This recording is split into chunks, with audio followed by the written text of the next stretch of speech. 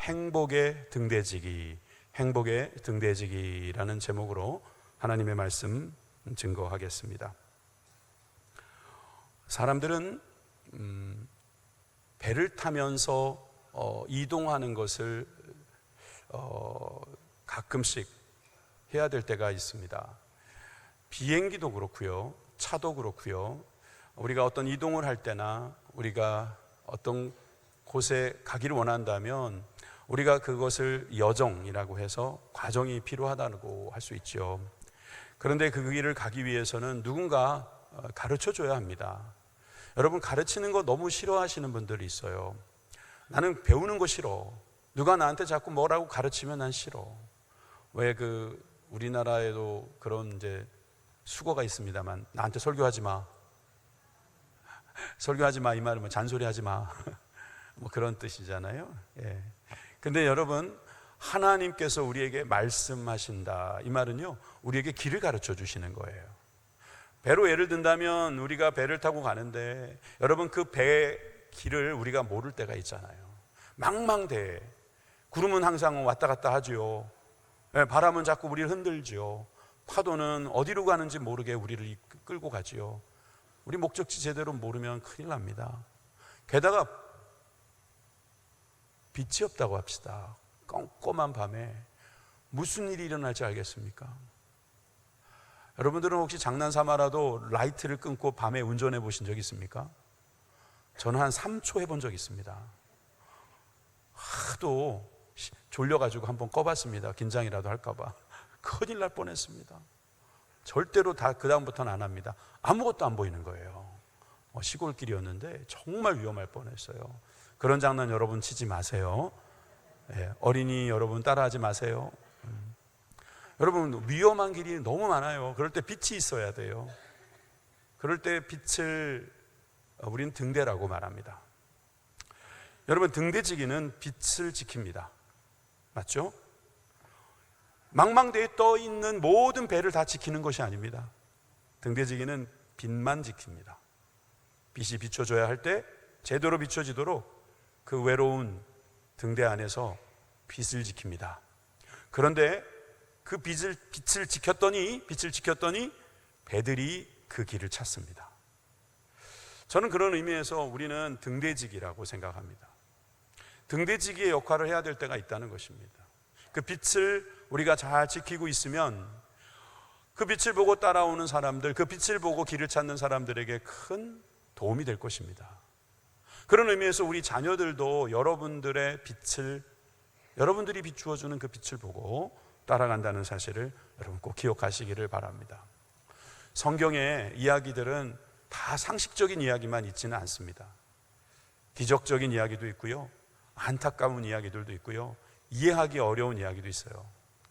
성경을 그저 이스라엘 사람들의 역사책이라고만 보지 마세요.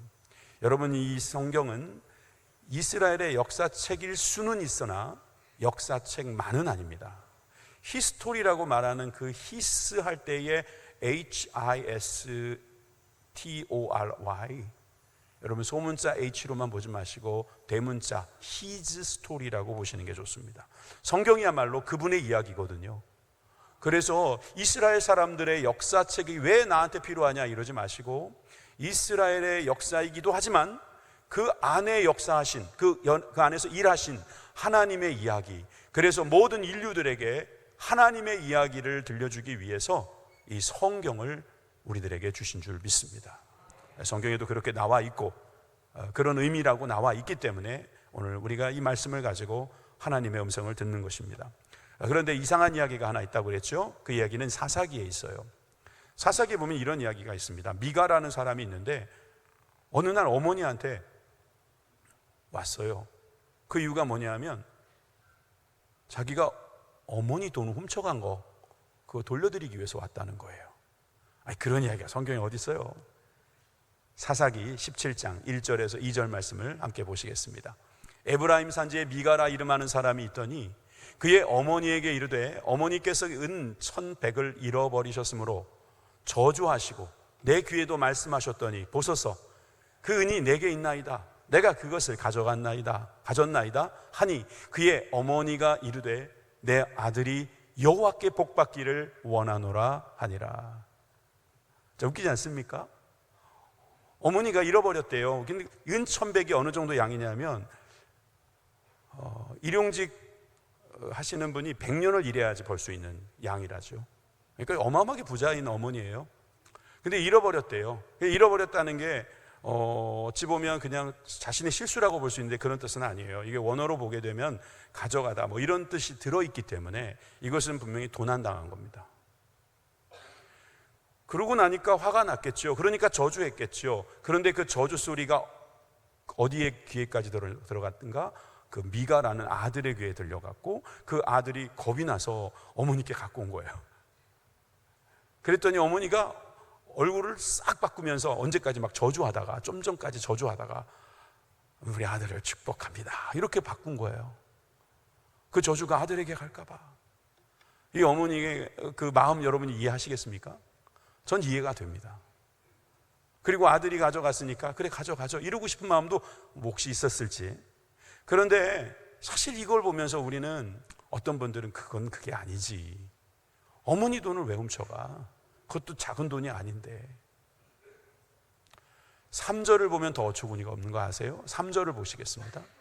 미가가 은 1,100을 그의 어머니에게 도로 주매 그의 어머니가 이르되 내가 내 아들을 위하여 한 신상을 새기며 한 신상을 부어 만들기 위해 내 손에서 이 은을 여호와께 거룩히 드리노라. 그러므로 내가 이제 이 은을 내게 도로 주리라. 대충 아시겠지요? 어머니가 주면서 그 아들을 위해서 우상을 만들겠다는 겁니다. 신상을 만들어 가지고 이걸 하나님께 드리는데 그게 바로 너한테 주는 거나 마찬가지다 이런 말입니다. 현대인의 번역으로 볼까요? 현대인의 성경은 이렇게 기록하고 있어요. 다른 번역이에요. 쉽더라고요. 미가가 은화 1,100개를 그의 어머니에게 돌려주자 그녀는 내가 너를 위해 이 은을 여호와께 바쳐 조각한 신상과 주조한 우상을 만들어 그것을 너에게 도로 주겠다 하였다. 여러분 신앙생활 오래 하신 분들은 압니다. 성경 말씀 읽어보신 분들은 압니다. 하나님을 위하여 형상을 만들지 말라고 했는데 그걸 만든 거예요. 그러니까 이 어머니는 한마디로 말씀을 무시한 거죠. 하나님께 드리겠다라고 하는 것을 우상을 만들어서 드린다? 근데 그것은 아들에게 또 주는 것이다. 하나님께 드린 겁니까? 아들에게 준 것입니까? 아들을 위한 것입니까? 하나님을 위한 것입니까? 하나님의 방법입니까? 아니면 아들이 해달라고 했습니까? 이 어머니는 삐뚤어진 왜곡된 마음을 갖고 있습니다. 그래서 저는 이런 모정을 왜곡된 모정이라고 생각합니다. 본능이 끌리잖아요. 자녀들에게 사랑이 가잖아요. 보면 좋잖아요. 아무리 똑같은 잘못을 했어도 우리 자녀들은 용서받았으면 하잖아요. 나는 이미 용서했고. 그런 자녀 좋습니다. 그런 마음은 좋은데 그 마음 그 이상의 것이 있어야 한다는 것을 우리는 알아야 합니다. 안 그러면 그 아이는 계속 누군가의 것을 훔칠 것입니다. 그리고 그래도 되는 줄 알고 돈 가지고 우상이나 섬기고 만들고 그것을 하나님께 드렸다고 하면서 자기 것으로 만들어버리는 그런 잘못된 길로 갈 수 있기 때문입니다. 저는 이 미가 어머니와 미가의 이야기를 보면서 우리가 자녀들을 위해서 또 우리가 다음 세대를 위해서 우리가 지금 현재를 살아가면서 우리들에게 필요한 것이 무엇인지 생각하게 되었습니다. 그리고 오늘 주신 본문에서 저는 깨달은 것이 있습니다. 첫째, 인생에는 올바른 순서가 있다는 것입니다. 여러분 인생은 순서가 있는 겁니다. 모든 것에 순서가 있습니다. 사실 여러분들이 앉아있는 이 공간 안에 출입구가 몇 개 있는 거 아십니까? 여러분들이 이 출입구를 통해서 나가실 겁니다. 그런데 여러분들이 못 나가는 방법이 있습니다. 문을 열어놔도 못 나가는 방법이 있습니다. 그게 뭐냐 하면 서로 나가려고 할 때 서로 한꺼번에 몰리면 못 나갑니다. 순서대로 가야 합니다.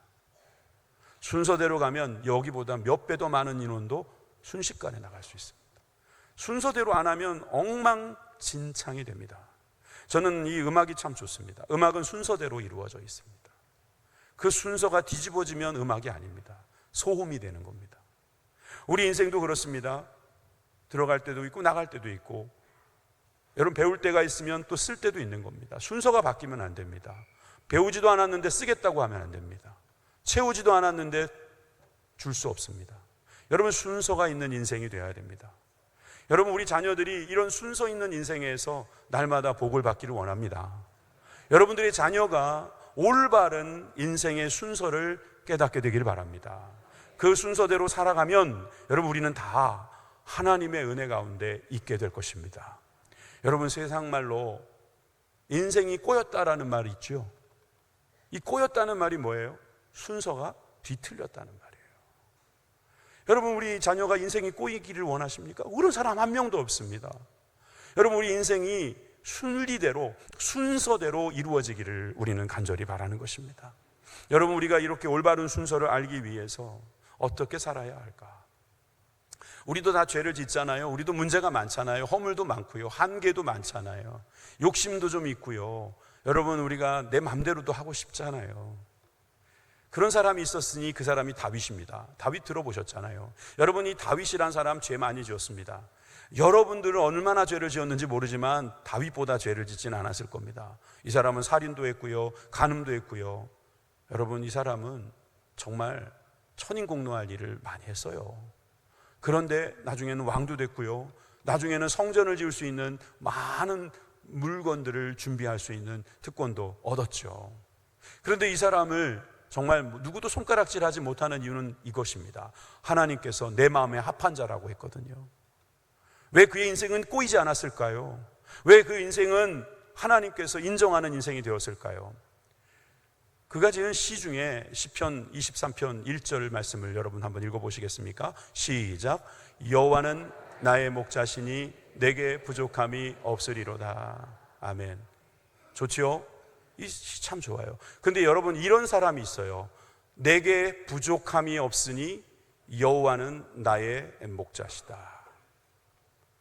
순서가 바뀐 사람이 있어요. 내게 부족함이 없어야만 여호와, 당신이 바로 나의 목자가 될 수 있습니다. 내가 하자는 대로 좀 해 주십시오. 하나님이 내 아버지라면 우리 아버지도 그런 것처럼 내 말 좀 들어주십시오. 그래야지 당신은 나의 아버지가 되십니다. 이런 사람이 있다는 거예요. 그런데 다윗은 뭐라고 말합니까? 여호와는 나의 목자시니 내게 부족함이 없다는 거예요. 부족함이 왜 없었겠어요? 그런데 여호와가 나의 목자가 되면 그건 그 다음부터는 부족한 게 아니고 그건 내가 잘못 생각하는 거라고 생각하면서 그 순서를 뒤집지 않습니다. 여러분, 순서가 뒤집어지지 않는다는 것은 무슨 일이 있었는지를 우리는 궁금하게 됩니다. 여러분, 왜 다윗은 이렇게 되었을까요? 왜 다윗은 자신의 인생의 순서를 바로잡을 수 있었을까요? 말씀 때문이겠죠. 그러니까 이 말씀은 우리가 들어야 한다는 것이죠. 오늘 본문에도 보면 4절에 이스라엘에 들으라 그랬어요. 여러분, 다윗은 들었어요. 하나님의 말씀을 들었습니다. 들으라는 말은 쉐마라고 하는데 많이 들어보신 이야기잖아요. 여러분, 이 쉐마라는 말은 순종한다는 뜻이에요. 순종하라, 들어라 이런 뜻이에요. 따라라 이런 말이에요. 여러분, 쉐마라는 말은 주님께서 우리들에게 하시려고 하시는 말씀을 듣는 거예요. 그러니까 내 계획을 앞세우지 않고요, 하나님께서 하시는 말씀을 듣는 것이 우선시되는 순서가 바로잡힌 인생이 되었다 이 말이죠. 그러니까 여호와는 나의 목자이셔야 하고 그 목자이시면 그 다음부터는 부족함이 없어지는 그런 순서가 제대로 잡히는 거예요. 오늘 본문의 4절의 말씀에 보면 여호와는 나의 어떤 분이다라는 것을 이렇게 고백합니다. 우리 하나님 여호와는 오직 유일한 여호와시니.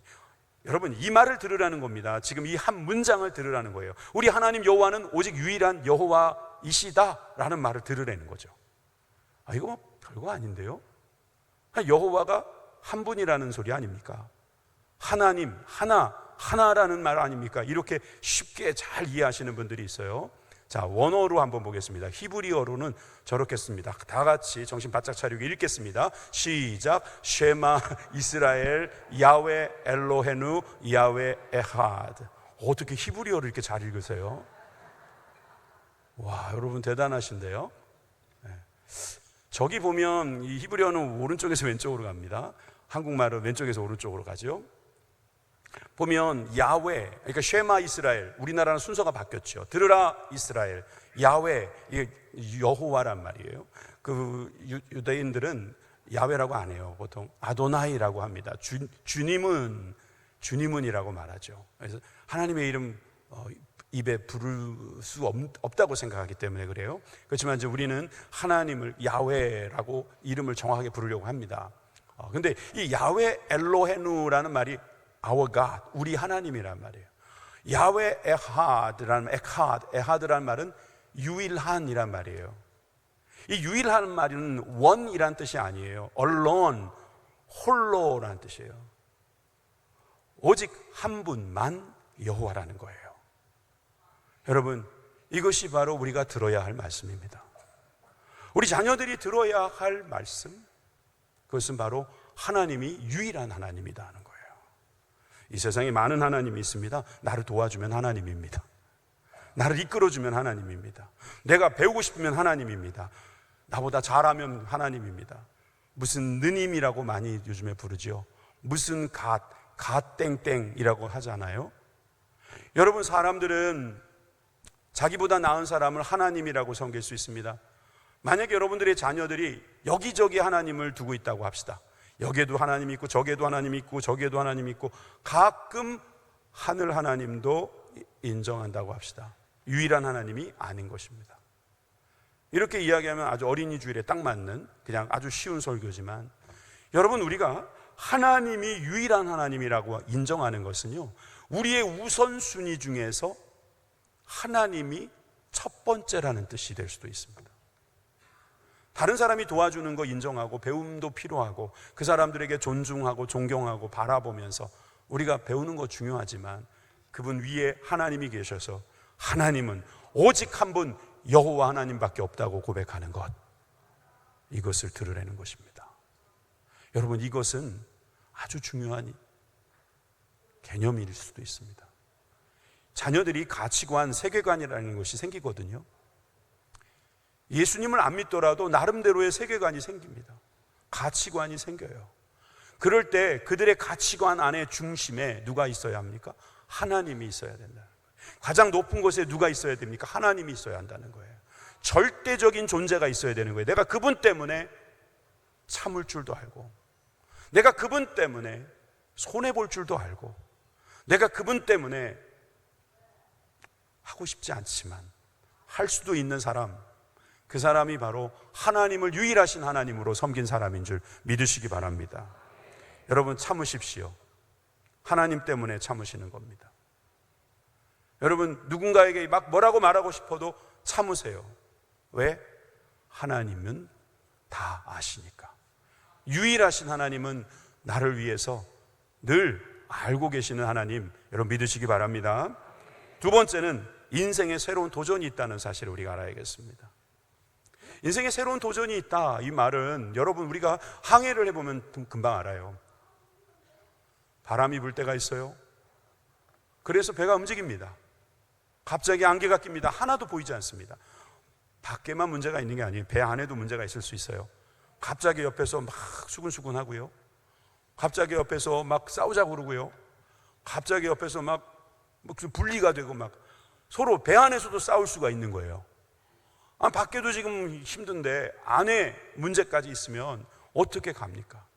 이걸 가리켜 도전이라고 말할 수 있습니다. 이런 끊임없이 밀려오는 이 파도를 우리가 어떻게 뚫고 가야겠습니까? 오늘 본문이 신명기라고 하는 말씀 안에 들어있다는 사실을 여러분 기억해 보세요. 이 신명기는 거듭 명령한다, 이런 뜻이거든요. 다시 말해서 두 번째 설교하는 거예요. 모세가 광야에서 하나님의 말씀을 듣고 선포했는데 그 말씀을 이제 광야로 들어가는 사람들에게 한 번 더 설교하는 그 내용이 바로 신명기라고 할 수 있어요. 신명기 5장 1장 5절에 가면 이런 말씀이 있습니다. 모세가 요단 저쪽 모압 땅에서 이 율법을 설명하기 시작하였더라. 그러니까 이제 곧 가나안으로 들어가기 전에 율법을 사람들에게 설명하고 있다는 거예요. 또 3절에 보니까 40년이 거반 지났다는 것을 알 수 있습니다. 40째 해 11째 달, 그 달 첫째 달에 모세가 이스라엘 자손에게 여호와께서 그들을 위하여 자기에게 주신 명령을 다 알렸으나 40년을 10개월 정도 남겨놓고 지금 모세는 그 앞에 있는 이스라엘 사람들, 즉 가나안으로 들어가야 되는, 다시 말해서 광야 제2세대들에게 이 말씀을 선포하고 있는 겁니다. 어떤 일이 있었는지 우리는 잘 압니다. 그리고 바로 그 직전에 어떤 일이 있었는지도 성경은 나와 있습니다. 4절입니다. 1장 4절에 보니까 그때는 모세가 헤스본에 거주하는 아모리 왕 시혼을 쳐 죽이고 에드레이에서 아스다롯에 거주하는 바산 왕 옥을 쳐 죽이노라. 죽인 이야기해서 참 그렇습니다만, 모세와 이스라엘 백성들이 가나안으로 못 들어가도록 막았던 왕들이 다 전쟁에서 패했다는 이야기입니다. 모세가 그 강력한 리더십과 주신 영적인 능력으로 이스라엘 백성들을 위해서 앞장서 싸웠습니다. 그리고 그때마다 승리했습니다. 그런데 이제 그가 죽습니다. 곧 죽기 전에 그가 마지막으로 전하는 말이에요. 그러니까 이제 이 험난한 세상을 살아가야 될, 이제 앞으로 저 시온왕은 누가 죽이고 앞으로 가나안의 그 7 족속은 어떻게 무찔러서 그 안에 들어갈 수 있을까? 그럴 때 이 말씀을 들으라는 거죠. 이스라엘아 들으라. 우리 다시 한번 신명기 6장 5절 6절 말씀, 4절 5절 말씀 같이 읽겠습니다. 시작. 이스라엘아 들으라. 우리 하나님 여호와는 오직 유일하신 여호와이시니 너는 마음을 다하고 뜻을 다하고 힘을 다하여 내 하나님 여호와를 사랑하라. 아멘. 여러분, 우리가 유일하신 하나님이라는 것을 들어요. 그런데 그 하나님을 어떻게 하라고요? 사랑하라는 거예요. 어떻게 사랑합니까? 마음을 다하고 뜻을 다하고 힘을 다해서 우리의 전 인격으로, 우리의 모든 삶을 전체로 주님을 사랑하라는 것입니다. 여러분, 전쟁을 앞에 놓고 있습니다. 유목민이었던 사람이 이제 농민이 되는 상황입니다. 기술을 가르쳐줘야 되지 않을까요? 어떻게 하면 살아야 될지 처세술을 가르쳐줘야 되지 않습니까? 여러분들도 자녀들 앞에 놓고 무슨 이야기 하십니까? 인생은 쓰고, 인생은 쉽지 않아, 인생은 고달파, 인생은 이렇게 준비해야 돼, 여러분들이 이렇게 살아야 된다고 얼마나 많이 가르쳤습니까? 지금 모세도 그런 일 해야 될 겁니다. 그런데 순서는 바뀌지 않습니다. 가장 먼저 해야 될 건 주님을 사랑하라는 것입니다. 이 말은 매우 비현실적으로 들릴 수 있습니다. 우리가 어떤 일을 보면서 생각을 합니다. 그러면 우리들의 메마른 생각, 메마른 사색이 우리가 거기서 더 이상 움직이지 못하게 할 때도 있고요, 또 엄격한 형식으로 굳어진 마음 때문에 우리가 다음 세대들을 볼 때 참 어려운 마음이 있을 수 있습니다. 그런데 주님은 우리들에게 뭐라고 가르치시냐면 하나님을 사랑하라는 겁니다. 이것은 뜨거운 열정이자 하나님을 향한 우리들의 모든 감정까지 포함된 것을 포함하는 겁니다. 사랑한다는 거요, 여러분 글로도 할 수 있고요, 여러분 뭐 돈으로도 할 수 있고요, 여러분들이 어떻게 보면 정말 대충 끝낼 수 있어요. 그냥 사랑한다고 요즘 얼마나 말 많이 합니까? 사랑합니다 고객님, 뭐 이런 말 많이 듣잖아요, 그죠? 여러분, 그런데 진짜 사랑이 무엇인가를 생각해 보면 마음을 다하는 것입니다. 몸을 다하는 것이고 힘을 다하는 거예요. 여러분, 그런 사람이 하나님을 사랑하는데 이렇게 사랑하라는 거예요. 유일하신 하나님을 사랑하면 된다는 거예요. 여러분, 이것은 순서이자 우선순위이자 가장 우리가 중요시 여겨야 될 것입니다. 여러분, 제가 이것을 여러분들이 가정에서나 또 여러분들이 만나게 될 다음 세대, 자녀와 같은 사람들에게 어떻게 전해야 될까 고민해 봤습니다. 그냥 맨날 성경 이야기만 하기도 어려울 거예요. 여러분들이 살아가고 있는 그 모습 자체도 이미 하나님의 뜻대로 살려는 몸부림이기 때문에 충분히 전달되고 있을 것이기 때문입니다. 그래도 저는 오늘 설교 시간에 이 내용을 조금 더 우리 자녀들을 향해서 어떻게 생각하는 게 좋을까를 한번 고민했습니다. 그러니 하나님께서 어떤 글을 읽게 하셨는데 그 글이 저를 새롭게 생각하게 했습니다. 일단 그림을 하나 보여드리지요.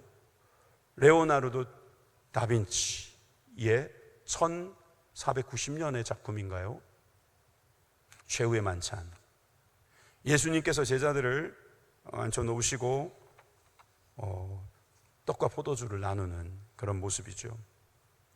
그런데 여기에서 보면 그림이 참 재밌고 또 여러 가지 역동적인 내용, 또 배경도 알고 있습니다만 여기에 미술적인 특별함이 있다고 하죠. 이 그림부터 선명하게 나타난 하나의 기법이 있는데 그게 바로 원근법이라고 합니다. perspective. 이 원근법이라는 것은 저쪽에 있는 한 점에서부터 선을 빼서 모든 그림에다 적용을 시키는 겁니다. 저게 원근법입니다. 저 원근법을 그림에 넣어야지 그림다운 그림이 됩니다. 소위 입체적이 되죠. 평면에다가 그래도 저게 사물로서의 어떤 크기라든가 모양이라든가 그 위치를 알려고 하면 저 원근법을 써야 돼요. 그림의 원근법이라는 것은 그림을 그리는 화가는 하나의 보이지 않는 점을 찍어 놓고 거기서부터 선을 빼서 자기가 그리고자 하는 그림에다가 적용하는 겁니다. 맞죠? 고영재 안수 집사님 맞죠? 네, 뒤에서 열심히 듣고 계실 텐데 우리 화가가 계시잖아요. 여러분, 이 원근법이 미술에만 있는 게 아니에요. 우리 생활에도 있는 거예요. 우리에게는 보이지 않는 점이 하나 있어요. 근데 그 점에서부터 시작된 선으로 우리들의 관계가 만들어지는 것이죠. 우리들이 그냥 보이는 것이 아니라는 거예요. 어디에서부턴가 시작된 것이 있기 때문에 그 모양이 나오는 거예요. 여러분이 이 신앙의 원근법, 믿음의 원근법이라는 것이 있다는 사실을 우리가 믿는다면 우리 자녀들에게 보이는 것만 믿지 마라, 들리는 것만 듣지 마라, 그 뒤에 있는 그 제대로 볼 수 있는 눈, 제대로 생각할 수 있는 마음, 이것을 갖도록 여러분들이 도와주시기를 바랍니다. 그렇게 되면 우리에게는 인생에 새로운 도전이 있을지라도 우리의 위치를 알게 됩니다. 우리들이 제대로 된 자리를 찾게 되면 거기에서부터 우리는 또한 새로운 도전에 응전할 수 있는 귀한 삶을 살아갈 줄 믿습니다. 세 번째는 그러므로 우리가 나와 자녀를 위한 하나님이 주신 그 표가 필요하다는 거예요. 이 저 표는 사인이라고 보죠. 사인, 어떤 심볼, 뭔가 이렇게 보고 우리가 생각하게 만드는 것 말입니다. 오늘 본문의 6절에서 7절에 보면 우리가 이 하나님의 말씀을 어떻게 해야 될지를 자세히 기록하고 있습니다. 오늘 내가 네게 명하는 이 말씀을 너는 마음에 새겨라. 여러분, 너라고 했으니까 먼저 부모들한테 이야기하는 거예요. 부모들은 마음에 새기세요. 머리에 새기지 말고 마음에 새기세요. 여러분, 머리에 새기는 거는요 금방 지워지기도 하고요, 실제로 나의 삶에서 이 행동은 되지 않을 때도 있어요. 그런데 마음에 새긴 거는요, 심장에 새긴 거는요, 머리에 새겨지지 않는 거 아시는 것처럼 심장에도 안 새겨지는 거 아시죠? 지금 우리가 이건 은유법입니다. 여러분, 심장에 새긴다는 것은 우리의 마음에다 두고 이 마음을 우리가 항상 그 뜻대로 움직이려고 하는 것, 변화는요 마음에 새겼을 때 일어나는 것입니다. 내 자녀들에게 이러한 변화가 있기를 원한다면 그들의 마음에 새기는 방법은 부지런히 가르치는 것밖에 없는 거예요. 길에, 집에 누워있거나 일어날 때든지 언제든지 그 말씀을 강론하는 것이죠. 여러분, 우리가 시도 때도 없이 말씀에 대하여 생각할 수 있을까요? 아니, 이것을 우리가 그 말씀을 자녀들에게 나누어 줄 수 있을까요? 여러분, 이 사람들은 어떻게 했을까요? 이 유대인들은 어떻게 했을까요? 지금도 이 말씀대로 순종하려고 노력하는 모습이 보입니다. 8절에서 9절에 보면 구체적인 방법이 나오거든요. 너는 또 그것을 내 손목에 매어 기호로 삼으며 미간에 붙여 표로 삼고 또 내 집 문설주와 바깥문에 기록할지니라. 그것이라면 그 말씀입니다. 하나님이 주신 그 율법이죠. 계명이죠. 이것을 손목에도 매고요, 그래서 기호가 되고, 미간, 이 눈썹 사이에, 이마에, 여기에다가 표로 만들어서, 그리고 문설주, 집 옆에 있는 기둥, 여기에다가 기록하라는 거예요. 유대인들이 지금 또 한다니까요. 유대인들이라고 다 하나님 믿는 건 아닙니다. 그러니까 모든 유대인이 다 그런 건 아니지만 신실한 유대인들의 모습 중에 이런 모습이 있는 거 아시죠? 그림 보여드립니다. 제 아내가 그러는데 모델이 너무 잘생기고 예쁘답니다. 모델만 보지 마시고 그들이 하고 있는 걸 보세요. 이마에 그리고 손에. 특히 심장 가까운 왼쪽 팔에다가 7번 돌립니다. 가죽들이 7번 돌리고 그 네모난 무슨 박스 같은 거를 머리에 그리고 손목에 차고 있죠. 완전 군장한 군인도 저렇게 하고 있고요. 기도하는 사람도 저렇게 하고 있고요. 저렇게 하면서 안식일에는 안 한답니다. 그런데 평상시엔 저렇게 하려고 노력을 많이 한다고 해요. 그리고 저 안에 들어있는 게 궁금하지 않습니까? 그 안에다가 바로 그것을 넣어놓는 거예요. 말씀을 넣어놓는 거예요. 저걸 가리켜 테플린이라고 합니다. 테플린. 이 테플린 안에 들어있는 거, 머리에 있는 것은요, 머리에 있는 것은 4개의 말씀이 들어가 있대요. 그래서 자세히 보시면 왼쪽에 있는 게 4개로 묶여져 있죠. 그리고 오른쪽에 있는 건 손목에 있는 거예요. 저게 안에 들어가 있는 내용물을 잘 열어보면 신명기 6장 4절에서 9절, 11장 13절에서 21절, 출애굽기 13장에 있는 말씀 2가지를, 총 4가지를 저 말씀 속에 아주 작은 글씨로 집어넣어 놨다는 거죠. 테플린. 그리고 아까 문설주에다가 기록하라고 그랬죠. 문설주는 유대인들이, 히브리인들이, 같은 유대인이면 히브리인 그렇게 쓰죠. 근데 그 히브리인들이 애굽에서 나올 때 피를 발랐던 그 문설주, 그리고 집을 들어가고 나가면서 지나가야 할 그 문설주에다가 무엇을 붙이냐면 이걸 붙여요. 메주자라는 걸 붙입니다. 예, 메주자, 히브리어인데 이 메주자를 저렇게 붙여요. 요즘에는 아주 디자인도 예쁜 게 많이 나왔고, 저걸 어떻게 붙이냐, 직각으로 붙이냐 아니면 30도로 꺾느냐, 이것 때문에 논쟁도 많았답니다. 저 안에 뭐가 들어있는지 우리가 이따 보여드리고, 왔다 갔다 하면서 그 메주자에 손을 댄답니다. 먼저 입에다가 손을 대고, 손에다가 입을 대나요? 예, 손에 입을 키스하고, 그 다음에 손을 메주자에다가 대면서 여호와께서 너의 출입을 지금부터 영원까지 지키시리로다, 이렇게 말하면서 들어가고 나간답니다. 저 안에 무엇이 들어있을까요? 예, 그렇습니다. 양피지에 아까 우리가 읽었던 오늘 본문인 신명기 6장 4절에서 9절 말씀 들어가 있고요. 그리고 11장에 있는 말씀 13절에서 21절 말씀 22줄로 정확하게 만들어서 집어넣어 놓는답니다. 우리 단체로 주문할까요? 메주자? 테플린도 여러분 우리 다 같이 메고 다닐까요? 그럴 필요 없는 거 아시죠? 여러분 저렇게 안에 넣어놓으면 더 안 보게 되지 않을까요? 도리어 우리는 저 말씀을 우리의 머리에 넣고요, 여러분 우리의 손목, 이랬으니까 우리의 삶에 집어넣고요, 여러분 우리 가정 안에 우리 자녀들 가운데 넣을 수 있기를 바랍니다. 여러분 이것은 우리들이 항상 이 생각을 해야지만 가능합니다. 우리들이 지금 당장은 그렇게 많이 말할 수는 없어도 우리 자녀들에게 말씀 이야기 좀 자주 꺼냈으면 좋겠어요.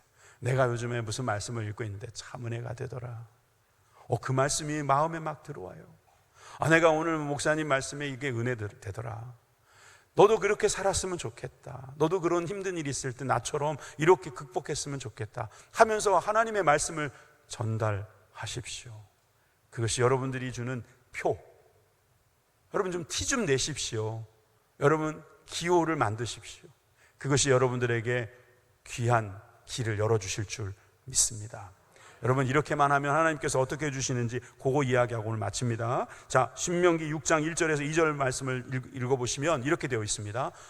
주님이 주신 명령, 규례, 법도를 자녀, 너와 내 아들, 내 손자들이 평생에 내 하나님 여호와를 경외하면서 너희에게 명한 이 모든 규례와 명령을 지키게 하기 위해서 내가 이제 말하겠다. 그래서 아까 우리 그 말씀 읽은 거거든요. 그리고 또 그 날, 내 날, 너희들이 사는 날을 장구하게 하기 위해서, 오래오래 살고 행복하게 살게 하기 위해서 내가 주는 말이다. 3절에도 보니까 이스라엘아 듣고 삼가 이것을 행하라. 그리하면 내가 복을 받고 내 조상들이 하나님 여호와께서 내게 허락하심과 같이 적과 꿀이 흐르는 땅에서 내가 크게 번성하리라. 하나님 약속이 있습니다. 여러분 말씀 들으면 약속이 있는 거예요. 또 6장 10절과 11절의 말씀도 여러분 한번 같이 읽어보세요. 말씀에 순종하는 자에게 주어지는 하나님의 복입니다. 시작. 내 하나님 여호와께서 내 조상 아브라함과 이삭과 야곱을 향하여 내게 주리라 맹세하신 땅으로 너를 들어가게 하시고 내가 건축하지 아니한 크고 아름다운 성읍을 얻게 하시며 내가 채우지 아니한 아름다운 물건이 가득한 집을 얻게 하시며 내가 피지 아니한 우물을 차지하게 하시며 내가 심지 아니한 포도원과 감람나무를 차지하게 하사 내가 배불리 먹게 하신다. 여러분 저 말씀을 읽다가 어떤 분은 이거 뭐 도둑놈대라는 거야? 뭐야? 자기가 안 한 거를 왜 자꾸 주신다는 거야? 저거 우리가 다 해야지. 내가 아름답게 만들고 내가 가득 집을 채우고 내가 파지 않는 우물 말고 내가 판 우물, 내가 심은 포도원, 내가 한 거, 내가 하시는 분들 많이 있으신데, 많이 있어요. 세상에 나가보세요.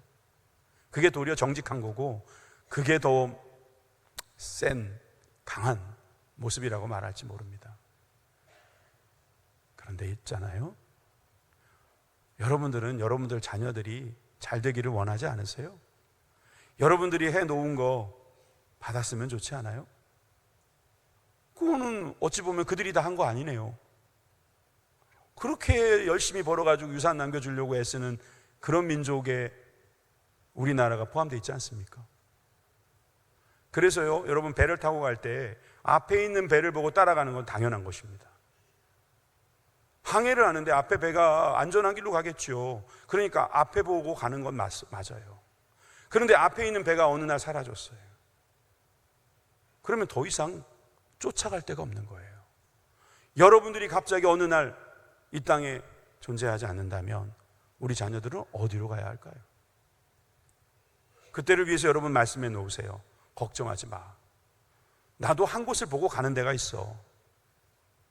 나도 빛을 보고 갔거든. 나는 하나님을 보고 갔어. 하나님 그 점을 보면서 난 거기서부터 나오는 세상을 봤어. 내가 없어도 그 빛을 보고 가면 돼. 그게 등대지기예요. 그게 저와 여러분들이 할 수 있는 일입니다.